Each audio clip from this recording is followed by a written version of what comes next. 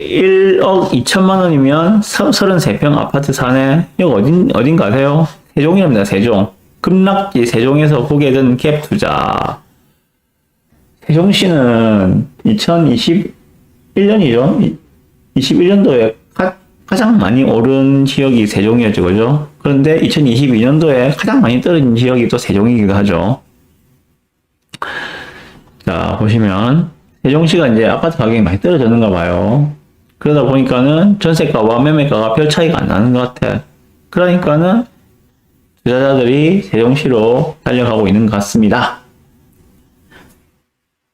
참 투자자는 빨라요, 보면은. 틈만 보이면 그냥 비집고 들어가거든요, 그냥. 자, 세종시에서 캡투자 뭔가 아시죠? 그죠? 전세 끼고 주택 매입, 다시 고개를 들고 있다. 집값이 급락해 일부 단지에서 매매가와 전세값 차이가 좁아지자 발빠르게 캡투자에 나선 투자자들이 늘어난 것으로 파악된다. 이 말 듣고 세종시 달려가면은 이미 가격은 반등해 있다는 겁니다. 한 발 늦었어요, 지금은. 바닥은 말씀드리지만 뭐 지나봐야 알겠지만 그게 진바닥인지 아닌지는 지나봐야 알겠지만은 바닥은 12월이었다. 최근 3개월간 세종시에서 이뤄진 캡 투자 사례는 총 59건으로 지도별 기준 전국에서 두 번째로 많았다. 1위는 어디? 경기도 화성시. 경기도 화성시는 뭐가 있습니까? 동탄입니다. 동탄. 지난 1년간 갭투자 상위 지역은 평택, 김해, 구미, 아산, 화성 등이 차지했다. 지난 1년 동안. 그런데 최근에는 화성으로 많이 달려간 것 같고요. 사람들이 세종으로도 많이 달려간 것 같습니다. 자, 사례를 안 보면은 세종의 한솔동 천말 6단지 16층 84 지난 1월 31일에 3억에 팔렸답니다. 3억에. 84가 3억에 팔렸대요. 많이 빠졌다, 그죠? 이건 아마 신축은 아닐 겁니다, 그러면. 그런데 1억 8천에 전세 계약을 체결했답니다. 그러면은 갭이 얼마입니까? 1억 2천이죠, 그죠? 이 단지는 2020년 10월에 7억 4,800. 그러면은 반토막보다 더 낫다는 이야기죠. 그죠? 반보다 더 떨어졌어. 반토막보다 더 떨어진 거야. 근데 7억 4,800, 약 7억 5천에 거래되던 게 지금 현재 3억에 거래되었다. 정말 많이 떨어졌다. 근데 전세가는 받쳐주고 있는 게 지금 1억 8천에 받쳐주고 있으니까는 갭 투자가 당연히 들어갈 만하죠.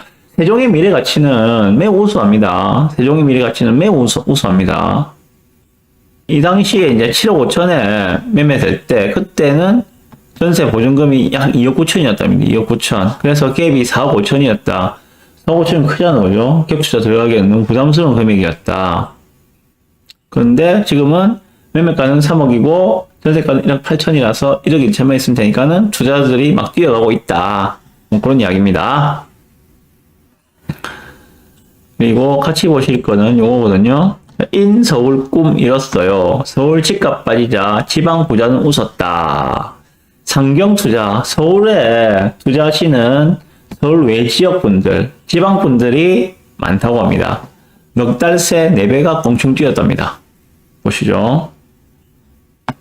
최근 서울 시내 주요 아파트의 가격이 큰 폭으로 내려가자 원정 투자에 나선 외지인들이 크게 늘어나는 것으로 나타났다라고 하고 있습니다. 이른바 상경 투자는 실수요보다 투자 수요인 경우가 많은데 서울에서 지역을 불문하고 가격이 내려가자 서울도 동시적으로 많이 내려갔죠, 그죠? 그 중에서 특히 많이 내려갔는데 노원, 도봉, 송파, 강동 이쪽이 훨씬 더 많이 내려갔습니다. 강북에서는 노원, 도봉, 강남권에서는 송파, 강동. 이를 저점으로 인식하고 장기적인 시각에서 캡 투자에 나선 수요가 많은데 따른 것으로 전문가들은 분석한다라고 하고 있습니다. 서울이 많이 빠졌으니까 가장 그래도 수요가 탄탄하게 받쳐주는 도시는 당연히 서울이겠죠. 당연히 서울이겠죠. 예. 그래서 지방 투자자들이 서울로 몰려가서 서울의 금매 가격, 가격이 많이 떨어진 곳을 중심으로 금매들을 쓸어 담았다. 이런 이야기로 보입니다. 비율이 점점점 늘어나고 있다. 이런 이야기거든요. 보시면은, 외지인의 그 서울 아파트 거래량 중에서 외지인의 거래 비중이 이렇게 점점 13.8에서 14.6으로 17.5로 20.2로 뭐 22로 이렇게 쭉쭉 늘어나고 있다. 뭐 그런 이야기를 하고 있는 겁니다.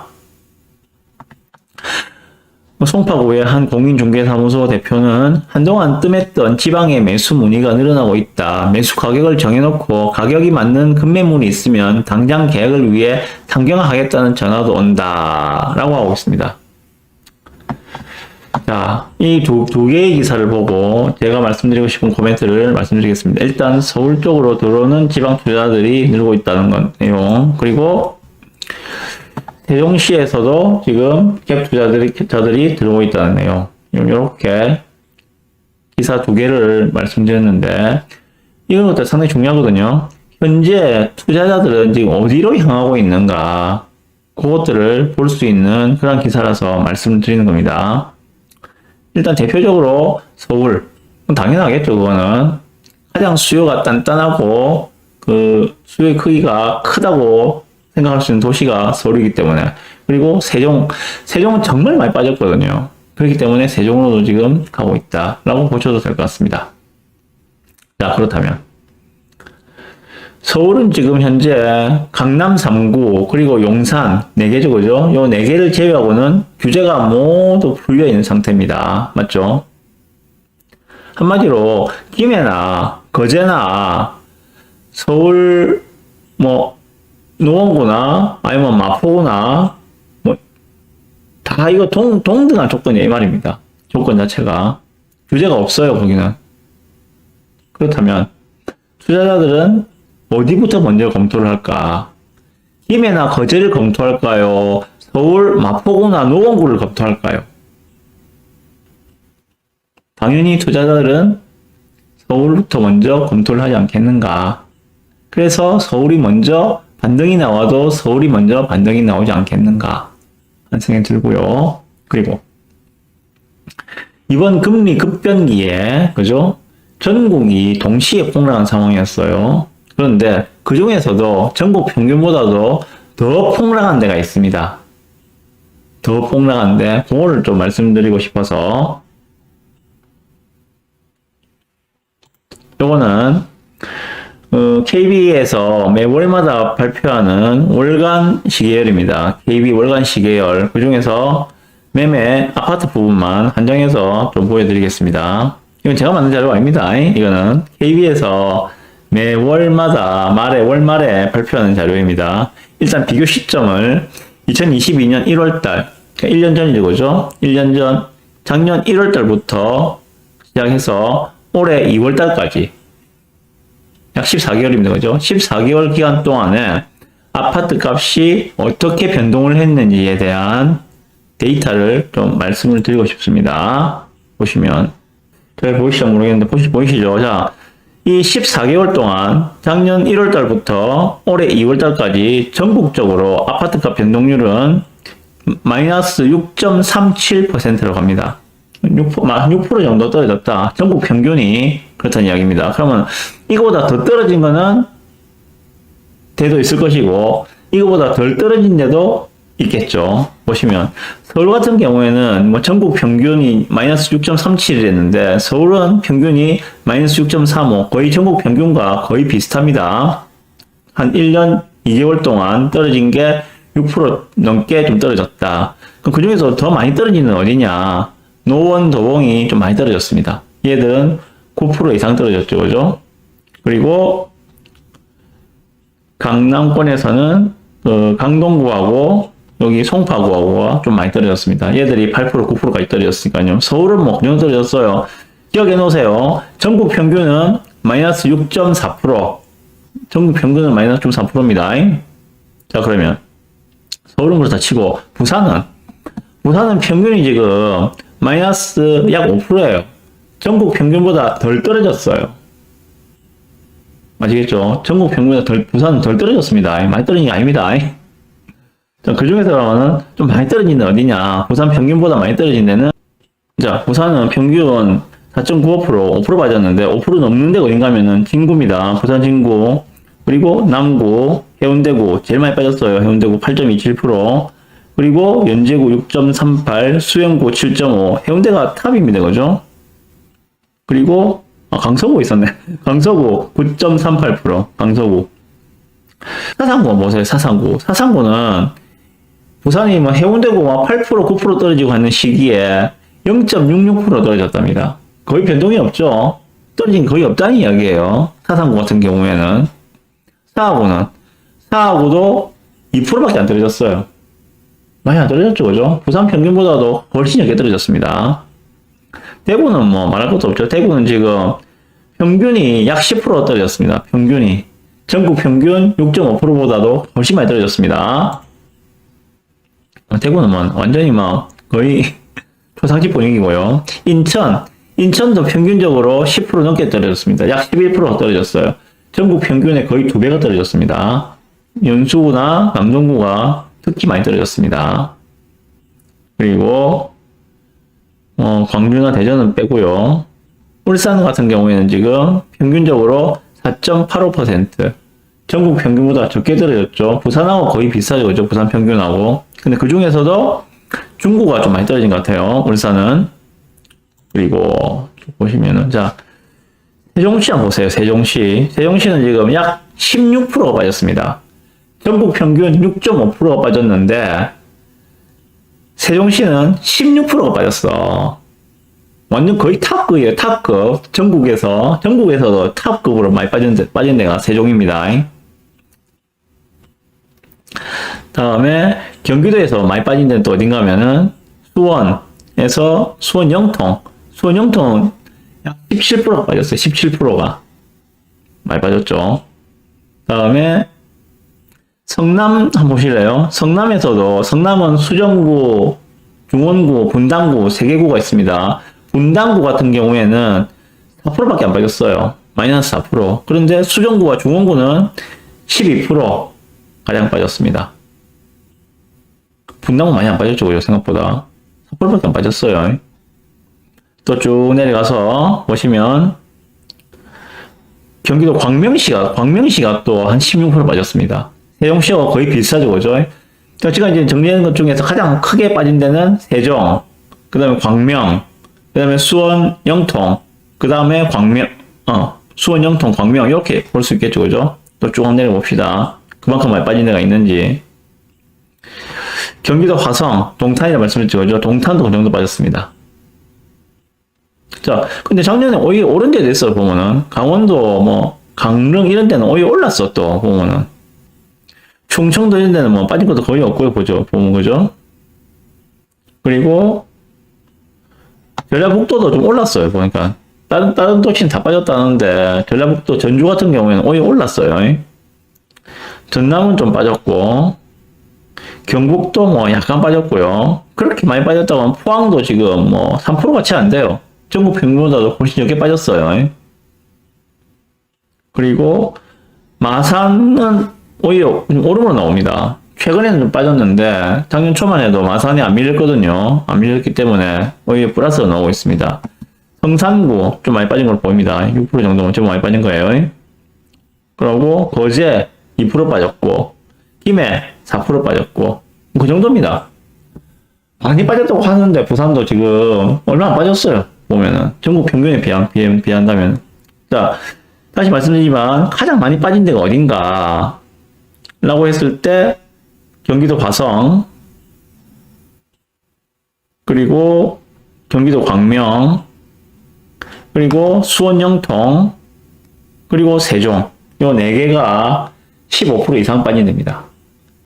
자, 급격한 금리 인상 때문에 전국 단위로 빠졌습니다. 전국 단위로 빠졌어요. 그런데 그 중에서도 특별히 더 많이 빠진 데가 있습니다. 왜 그럴까요? 전국 평균보다 적게 빠진 데도 있고, 전국 평균보다 더 많이 빠진 데도 있어요. 그러면 전국 평균보다 적게 빠진 데는 급격한 금리 인상의 여파가 없는 데입니까? 거기는 대출금리가 그 지역만 특별히 낮게 해준 데입니까? 아니잖아요. 대출금리는 전국이 동일하단 말입니다. 조건이. 그런데 어떤 데는 전국 평균보다 적게 빠졌고 어떤 데는 전국 평균보다 많이 빠졌어요. 왜 그런 차이가 나타날까요?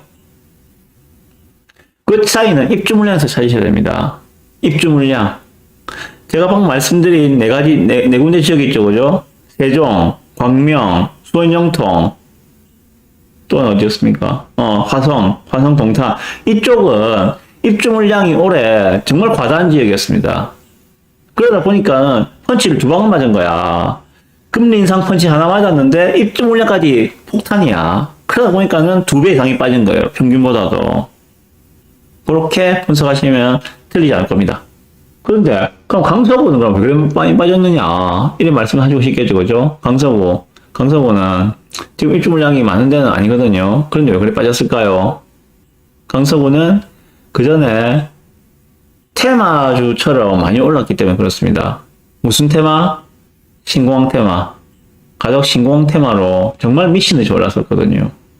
그래서 테마로 오른 것은 거품이 있다고 볼 수밖에 없고 그 거품이 거쳤다라고 보시면 될 것 같습니다. 그래서 정말 많이 빠졌다고 보시면 틀리지 않은 분석이라고 생각합니다. 투자자들이 달려가는 데는 이 네 곳이다. 세종으로 달려가고 있다. 수원 영통으로 이미 달려갔어요. 화성 동탄으로도 이미 달려갔고요. 광명으로도 이미 달려갔습니다. 예. 그만큼 많이 빠졌으니까 이제는 더 빠질 것보다는 앞으로 더 오를 것이 많다라고 생각하기 때문에 투자자들은 들어가는 겁니다. 게다가 전세가하고 갭도 이제 차이가 얼마 안 나. 투자자가 투자하기에는 최상의 조건이죠. 소액으로 투자가 가능하니까 투자자가 제일 좋아하는 거는 내 투자 자금이 작게 드는 겁니다. 그리고 두 번째, 가격이 싼 겁니다. 비싸면 안 사거든요. 비싸면 안 사요. 투자자들은 비싸면 안 삽니다. 실거주자는 비싸도 살 수가 있어요. 왜? 내가 실거주 갈 거니까. 근데 투자자들은 비싸면은 쳐다도 안 보고 다른 거 찾습니다. 그래서 투자의 원칙은 아시다시피 쌀 때 사서 비쌀 때 파는 거죠, 그죠? 가장 간단한 원칙인데 그게 잘 안 되잖아. 쌀 때는 겁이 나거든요. 사람들이 안 사. 사람들이 살 때는 뭔가 좀 안심이 돼. 근데 그때는 이미 올라간 때야. 그때는 사람들이 사니까 나도 같이 다른 사람들 같이 이렇게 한다면은 나도 안심이 되는 것 같아. 근데 다른 사람이 아무나 안 살 때, 가격이 쌀 때는 오히려 사람들이 용기를 못 내요. 겁이 나서. 그 대중과 좀 반대로 움직이는 그런 게 필요한데 그런 걸 잘 못 하시죠. 일반적으로. 일단 그래서 월간 시기에서 한번 짚어드렸고 현재 투자자들이 어디로 움직이고 있는가 가장 낙폭이 큰 데부터 지금 먼저 들어가고 있다. 이 말씀을 드리고 싶습니다. 그리고 하나 더. 이렇게 하락률이 큰 데를 먼저 보시되 거기서 향후의 입주 물량도 반드시 검토를 하고 들어가셔야 됩니다. 예를 들어서 화성 같은 경우에 2년 뒤에 입주 물량이 넘친다면은 내가 못 빠져나오거든요. 지금 가격이 많이 떨어져서 들어간다 하더라도 2년 뒤에 입주 물량이 넘쳐나면은 빠져나오기가 매우 어렵습니다. 그래서 그런 부분들도 검토를 하시고 들어가시라 라는 말씀을 드리고 싶습니다. 궁금하시면 요 위에 있는 태양 소장한테 이야기하세요. 예, 요런 거 정말 재밌게 잘 보거든요. 그래서 얘한테 이야기해 주시면 전국 단위로 투자처 검토해 드리겠습니다. 네.